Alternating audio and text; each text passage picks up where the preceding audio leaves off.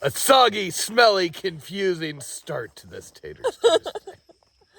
She was just staring at the camera for like 5 minutes trying to figure out what angle, calling for makeup, which, sorry, not in the budget. Okay, that's not true, but filming is hard. Should I say it? Anyway, good morning from Camp Massa Taters, and happy Taters Tuesday. And I wanted to talk about my awesome fleece camp snuggie.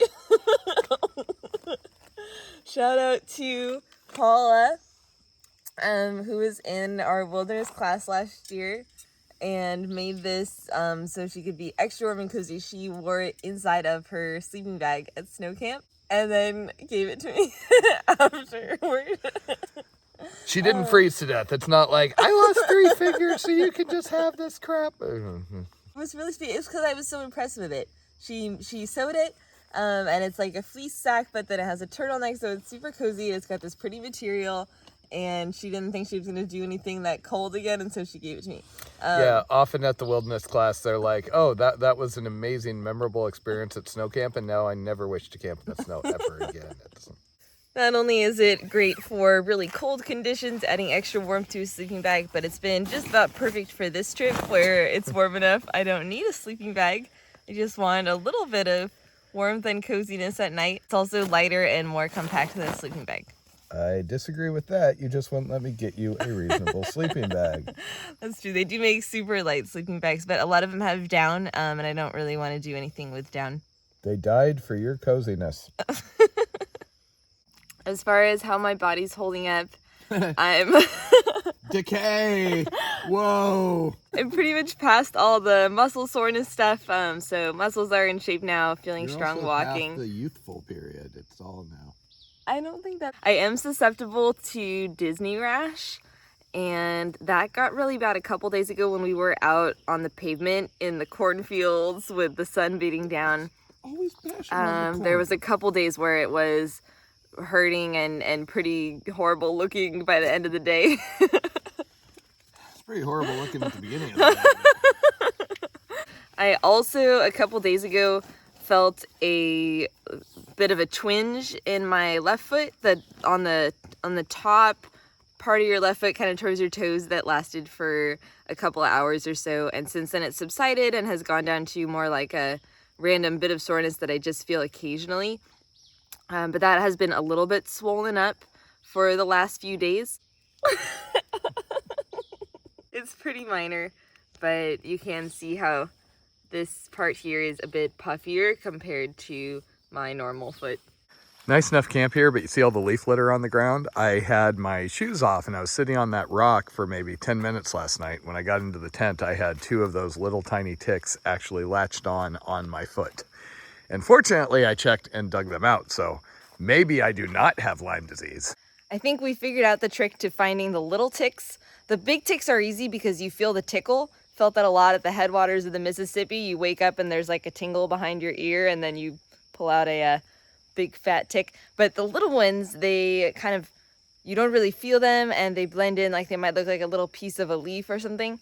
But because they go in with their heads going in, their butts stick up out of your skin. Even if they've managed to flop themselves over flat, so they're really blended in, the rubbing your hand over the area, you'll see them kind of flop over, and that's a dead giveaway.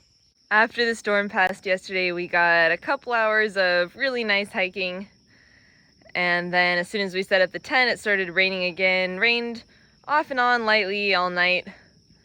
But so far, so clear this morning. I think the forecast was for showers today, so we'll see what we get. And sadly, none of Jen's little F's yet this morning, but the rain did re-energize the mud. We got high mud energy going on out here.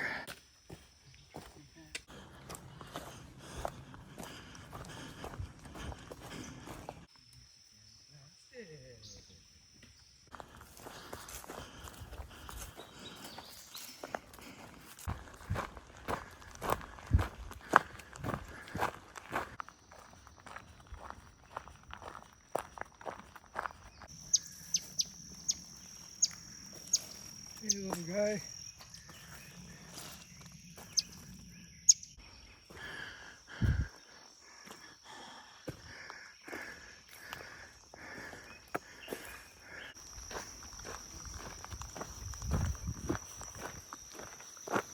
Getting a little bit of drippy rain, mostly just appreciating the cloud cover.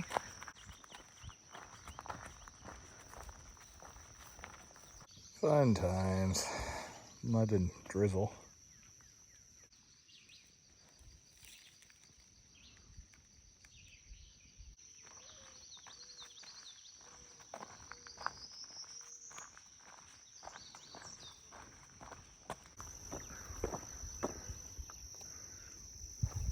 This part of the trail walks over the dam at Millstone Lake, and there are butterflies and blackberries. Matt, hold up.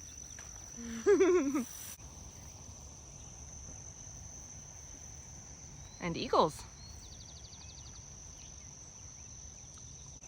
Alas, Matt is always in too much of a hurry to go past the berries. Picking fresh blackberries is one of my favorite things on trail. Super lucky whenever we find them. And this is the Millstone Lake abandoned hippie bus.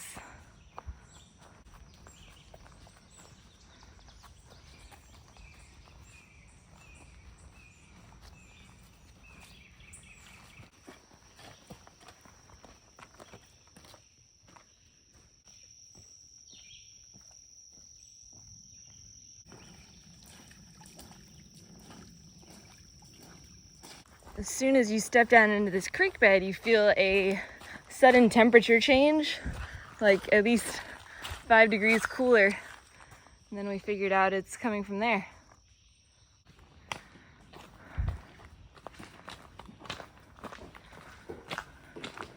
The littlest frog.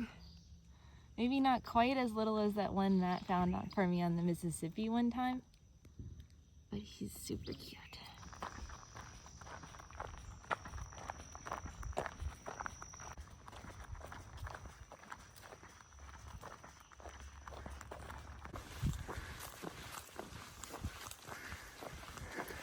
You're supposed to save playing in the mud for the Mississippi, I think, Jen. See? This is why I was so happy road walking through corn. Oh no, it's still better than road walking. So in addition to the slightly less than fun levels of mud, we are getting the occasional biting horsefly or something that is ever so pleasant. And yet another one of those turns that you kind of have to have psychic powers not to miss. I think we were enjoying the pavement too much. We are very relieved to be able to filter water from natural sources finally after days of going tap to tap, but we're still being careful what sources we're using, being aware that there's a lot of agricultural land around, and also just whenever there's low flow in an area, there's possibility for pollution. So we passed by the last couple water sources because either they were too close to a road, or if they look too cloudy and they're not flowing, we generally stay away from those. One of them even looked like it had a little oil sheen on it. Definitely don't want to drink out of that. This one, on the other hand, looked reasonable. There's some flow to it.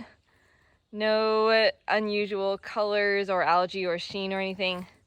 And looking at the map, we can see it started from just a couple 100 feet up or so and doesn't look to have crossed any roads. Trail seems to be a lot lesser used in this section. What's that? So it's a lot smaller, which is fine, except that there's so many other small trails that are constantly crisscrossing it. We've got to be almost glued to our maps to make sure we stay on the river to river.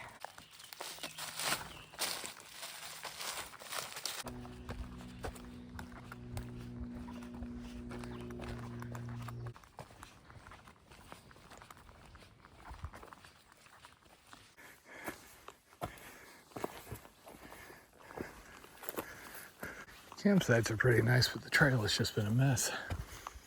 I'm pretty sure we didn't follow or take any wrong turns, but we ended up on just a completely eroded out section.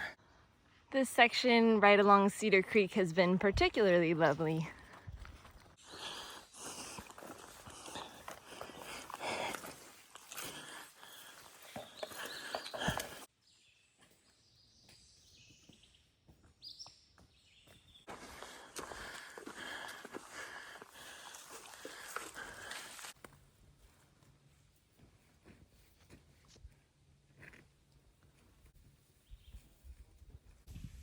Yeah, is that why they have like, oh.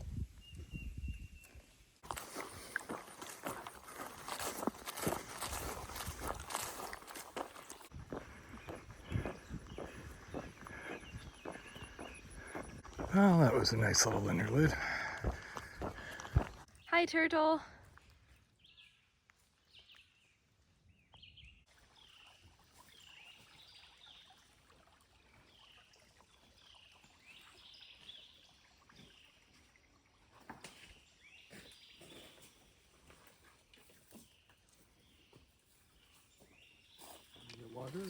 Welcome to the Max Creek Vortex. Oh, is that what this is? Are you feeling overcome with happy energy? Probably. This spot is known as the Max Creek Vortex.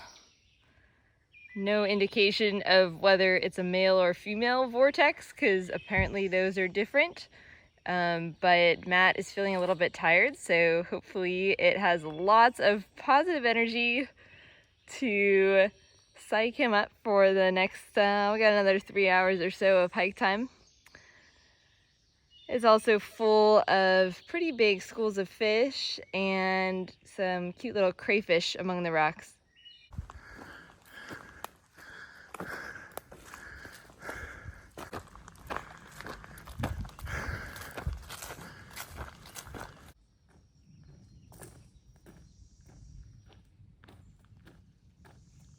Plus side of it being really, really bloody hot, did you notice?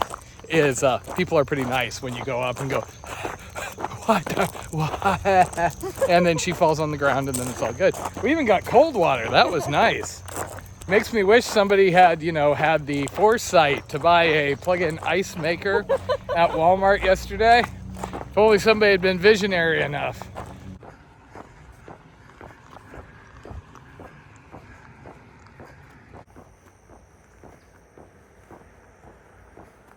So this is the midpoint of the trail, but we're not doing quite all of the trail. We came onto it a little after the start. Aw, halfway over already. It is really awkward when trails have us going up what looks like people's driveways without any sort of signage. We put that a little closer to the driveway, you know?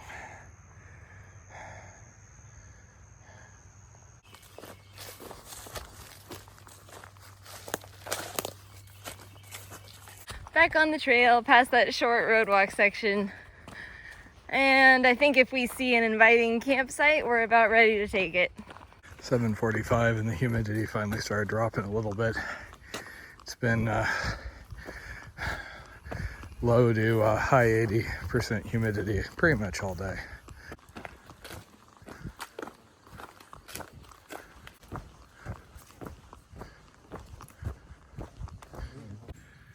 (8:13), and after days of being in the nice established spots, we are back stealthing in the trees.